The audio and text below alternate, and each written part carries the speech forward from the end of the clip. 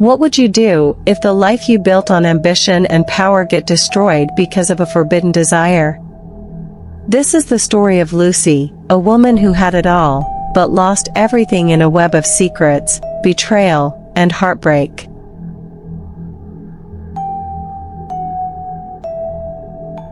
Lucy had spent her life building an empire of wealth, power, and influence.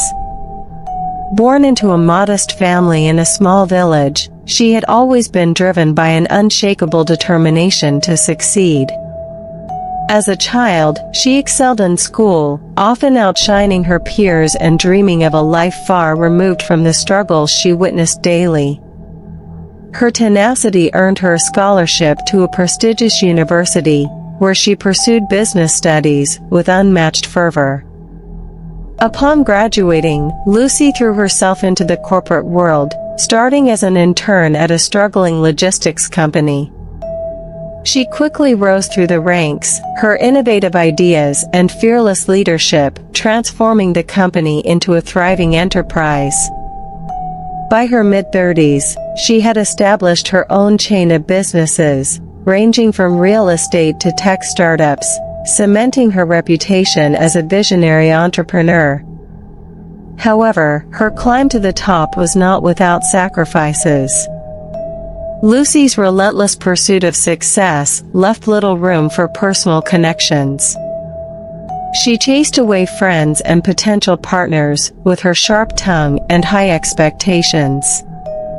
To the outside world, she was a symbol of power and independence, but behind closed doors, she has grappled with loneliness and the fear that her success had come at too high a cost. By the age of 40, she was the envy of many, but behind her dazzling exterior lay a heart battered by loneliness. Her sharp tongue and unyielding nature had driven away every man who dared to get close. Her sisters always whispered behind her back, saying she is getting old and will never get married. One day, while Lucy was in a supermarket shopping for groceries, a reserved but charming young man named Emeka bumped into her and spilling her groceries on the floor. Lucy didn't waste any time in insulting Emeka, but he didn't say a word, rather simply helped her gather her things, smiled warmly, and walked away. Something about his calm nature lingered in Lucy's mind, and fate soon brought them together again. Emeka's patience and kindness softened Lucy in ways she never thought possible. They began dating, and for the first time in her life, Lucy allowed herself to dream of love and companionship. Their whirlwind romance culminated in a lavish wedding that silenced all those who taught she will never get married. Lucy felt she had finally won the battle against loneliness. Her new life with Emeka seemed perfect, but beneath the surface, cracks were beginning to form. As Lucy settled into married life, she found herself questioning her role. Emeka's quiet demeanor sometimes clashed with her assertive personality, and she struggled to balance her independence with the expectations of being a wife. Yet, she was determined to make it work, believing that love could conquer all. Little did she know, the challenges ahead would test her resolve and unravel the life she had worked so hard to build. 6 months into their marriage, Emeka's son from a previous relationship, Uche, came to stay with them. Uche, at 22, was an ambitious and well-mannered young man with dreams of becoming an architect. His mother had passed away when he was only 8, and Emeka had raised him as a single father for much of his life. Their bond was close but not without its complexities. Emeka had always been a quiet, reserved man, while Uche was outgoing and full of life. Despite their differences, they shared a mutual respect and deep love for one another. When Uche arrived, Lucy was not sure of how to manage her role as a stepmother. She worried that Uche might resent her presence or feel displaced in his father's life. However, Uche's warm and respectful character quickly put her at ease. He addressed her as Mum, a name that melted Lucy. He often shared stories of his childhood with Emika, painting a picture of a resilient father who had done his best despite difficult circumstances. Dear viewers, this is where the whole problem started. Stick with me as we uncover the deceit and betrayal in this story together. Lucy found herself drawn to Uche's energy and optimism. He had an innate ability to make those around him feel comfortable, and he carried himself with a confidence below his age. Emika took pride in the bond forming between his wife and son, often commenting on how smoothly the household seemed to run with Uche around. For Lucy, the young man's presence filled a void she hadn't realized existed. Yet, beneath the surface of this seemingly harmonious family dynamic, a storm was beginning to brew, one that none of them could have anticipated. At 22, Uche was polite, intelligent, and carried an air of maturity beyond his years. Lucy was initially apprehensive, worried the young man might disrupt her carefully curated life. To her surprise, Uche was everything she didn't expect. He adored her, calling her Mum with a warmth that melted her heart. They spent time together during the day, watching movies, sharing stories, and even laughing at Emika's jokes. For the first time, Lucy felt like part of a real family. But whispers from her friends planted seeds of doubt. "Be careful," one friend warned. "You spend too much time with that young man. It's not proper." Lucy laughed it off, confident in her role as a stepmother. Yet, the dynamic was shifting in ways she couldn't yet understand. As days turned into weeks, Lucy began to notice different kinds of changes in herself. She paid more attention to Uche's likes and dislikes, his schedule, and his moods. She rationalized it as maternal care, but deep down, she felt a something she couldn't name. Emika, ever the observant husband, noticed the growing bond between his wife and son. "It's good you two are getting along," he remarked one evening, oblivious to the storm brewing beneath the surface. Lucy forced a smile, knowing she had to keep her emotions in check. But the lines between right and wrong were beginning to blur, setting the stage for a conflict that would change their lives forever. One evening, Lucy walked into Uche's room to show him a funny video she found online. Over the weeks leading up to this moment, Lucy had noticed herself feeling a peculiar pull toward Uche. She chalked it up to her newfound role as a stepmother, convincing herself that her interest in his well-being was purely maternal. Yet, there were moments when she found herself lingering too long on his smile or his casual laughter. She often tried to dismiss these thoughts, throwing herself into her daily routines. But when she wasn't busy, her mind always thinks about Uche. His charm and kindness stirred something within her that she couldn't quite explain, or didn't want to admit. When Lucy entered his room that evening, the sight of him fresh out of the shower caught her off guard. His towel hung loosely around his waist, and droplets of water glistened on his skin. Her breath hitched, and she stood frozen for a moment, unable to look away. Uche noticed her presence, and quickly apologized, wrapping the towel more securely around himself. "Mum, do you need something?" he asked, his voice laced with confusion. His words snapped her back to reality, and she awkwardly held up her phone, mumbling something about a video. She left the room hurriedly, her heart pounding. That night, Lucy lay in bed, replaying the moment in her mind. She tried to convince herself it was nothing, but the guilt gnawed at her. Deep down, she knew she was crossing a line, and the battle between her conscience and her growing feelings had only just begun. She froze at the sight of him, fresh out of the shower, his towel loosely wrapped around his waist. Her heart raced, and for a moment, she couldn't speak. Lucy found herself unable to sleep. Thoughts of Uche filled her mind, and a guilt she couldn't shake began to consume her. She told herself it was a fleeting moment of weakness, but the feelings grew stronger with each passing day. Lucy tried to maintain her composure, but her behavior became erratic.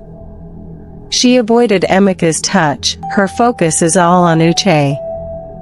When she couldn't hold back anymore, she made a move that would change everything. One evening while they were alone, she tried to kiss Uche. Uche recoiled in shock, his respect for her turning into unease. "Mum, what are you doing?" he asked, his voice trembling. Lucy stumbled over her words, trying to explain herself, but the damage was done. Uche avoided her from that moment on. The once warm bond between them became strained, and Emeka noticed. "Is everything okay between you two?" he asked one evening at dinner. Lucy forced a smile, brushing it off as a misunderstanding. But the tension grew. Lucy's obsession deepened. Desperate to win Uche's affection, she began offering him lavish gifts and money. "Anything you want, it's yours. I just need your pencil," she whispered one afternoon, her eyes filled with longing. But Uche stood his ground. "I can't betray my father," he said firmly. Yet, Lucy was relentless, and her persistence began to wear him down. One fateful day, Uche succumbed to her advances, convinced by her manipulative promises. Their affair began, a dark secret they both carried. Months later, Lucy discovered she was pregnant. Panic set in. She wasn't sure if the child was Emeka's own or Uche. To protect herself, she kept the pregnancy a secret until she could conduct a DNA test after the baby's birth. Fortunately, the test confirmed Emeka was the father. Lucy thought she could breathe easy, but the guilt of her actions haunted her. She tried to end things with Uche, but their connection had grown too complicated. Meanwhile, Emeka noticed subtle changes in their household, the awkward silences, the stolen glances. Suspicious, he decided to investigate by placing a hidden camera in the house to spy on them. Emeka's suspicions were confirmed when the hidden camera revealed the truth. As he watched the footage, his hands trembled, and his heart sank. The betrayal unraveled before his eyes, each frame a dagger to his soul. He felt a mix of anger, heartbreak, and disbelief. The woman he loved and the son he had raised were entangled in a web of deceit. He sat in silence for hours, replaying the scenes over and over, hoping it was all a mistake. Memories of his life with Lucy flashed through his mind, their wedding day, her laughter, the promises they made to each other. How could this have happened? He clenched his fists, his knuckles turning white as he struggled to contain the storm brewing within him. Emeka's mind raced with questions. Had their love been a lie? Had his son's respect for him been so easily discarded? He paced the room, battling the urge to confront them immediately. But something stopped him. He knew that an impulsive reaction would only deepen his pain. He needed a plan, a way to take control of the situation and protect himself from further humiliation. As dawn broke, Emeka made his decision. He would confront Uche first, away from Lucy's watchful eyes. He needed answers, not just for closure, but to decide his next move. The betrayal had shattered his world, but his resolve to act was stronger than ever. Revenge was no longer just an option, it was the only path forward. Devastated, he confronted Uche, who broke down and confessed everything.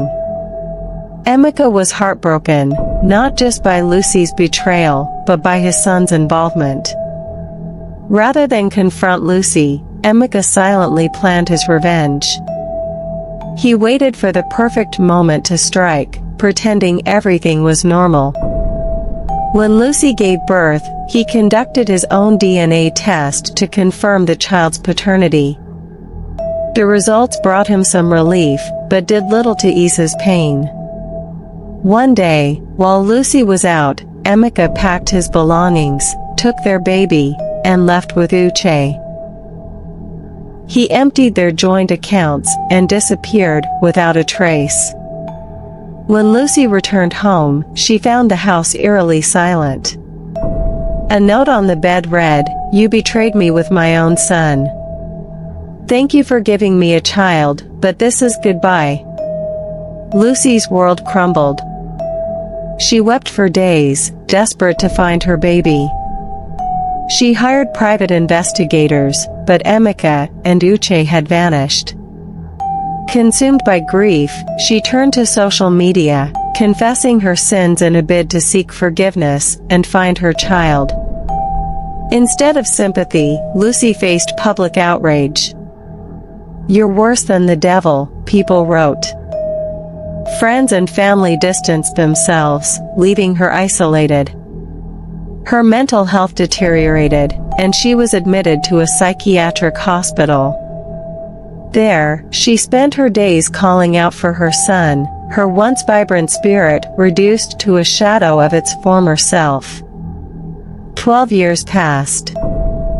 Lucy remained in the hospital, her once vibrant spirit dulled by time and regret. She spent her days staring out of the window, imagining what her son looked like now.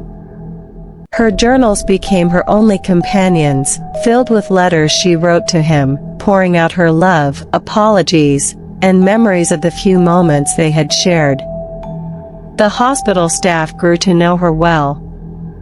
She often spoke of her son and Emeka to anyone who would listen, painting vivid pictures of the life she had lost. Her stories were a mix of sorrow and longing, and the nurses would sometimes leave her room in tears. Meanwhile, Emeka had built a life far away. He focused on raising their son, pouring all his energy into ensuring the boy grew up in a stable and loving environment. But the weight of the past never truly left him. He avoided relationships, haunted by the betrayal that had shattered his family. Every year on his son's birthday, he would stare at a photo of Lucy, wondering if she had changed, if she had healed. But he couldn't bring himself to reach out. As the years went by, Lucy's health deteriorated. The doctors noted the toll her mental anguish had taken on her physical body. Yet, her hope never wavered. Every evening, she would sit by the door of the hospital, her eyes fixed on the path leading to the entrance, whispering, "Maybe today they will come." One fateful evening, as she sat staring at the entrance, Emeka appeared, holding the hand of a teenage boy. Lucy's heart raced, but her joy was short-lived. The years of pain had taken their toll, and she struggled to reconcile the moment. The boy, now 13, approached Lucy and gently held her hand. "Mom," he said softly. Tears streamed down her face as a sense of peace washed over her. Later that night, Lucy passed away in her sleep, a faint smile on her face. Emeka wept bitterly, realizing too late the depth of her pain. The tragedy of Lucy's life became a cautionary tale, a reminder of how betrayal and guilt can unravel even the strongest of hearts.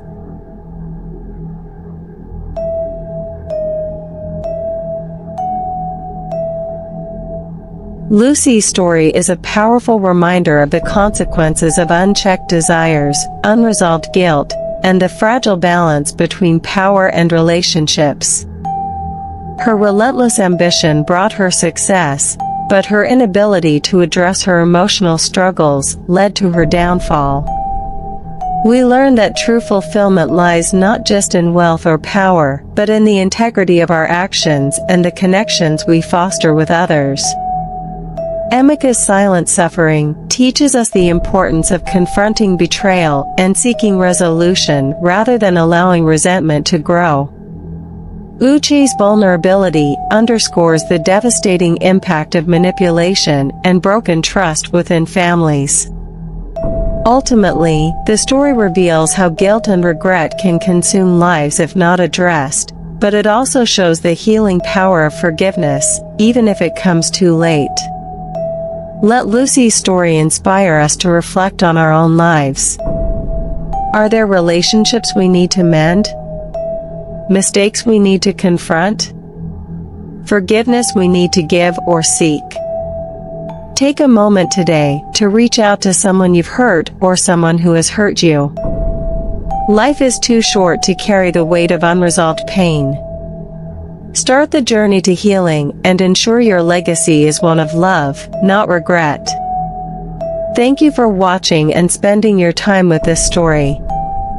If you found this story interesting, don't forget to like, share, and leave a comment with your thoughts.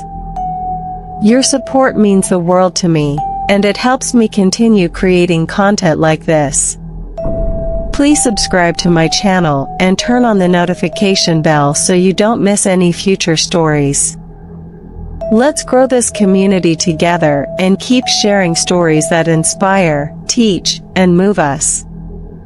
Thank you once again.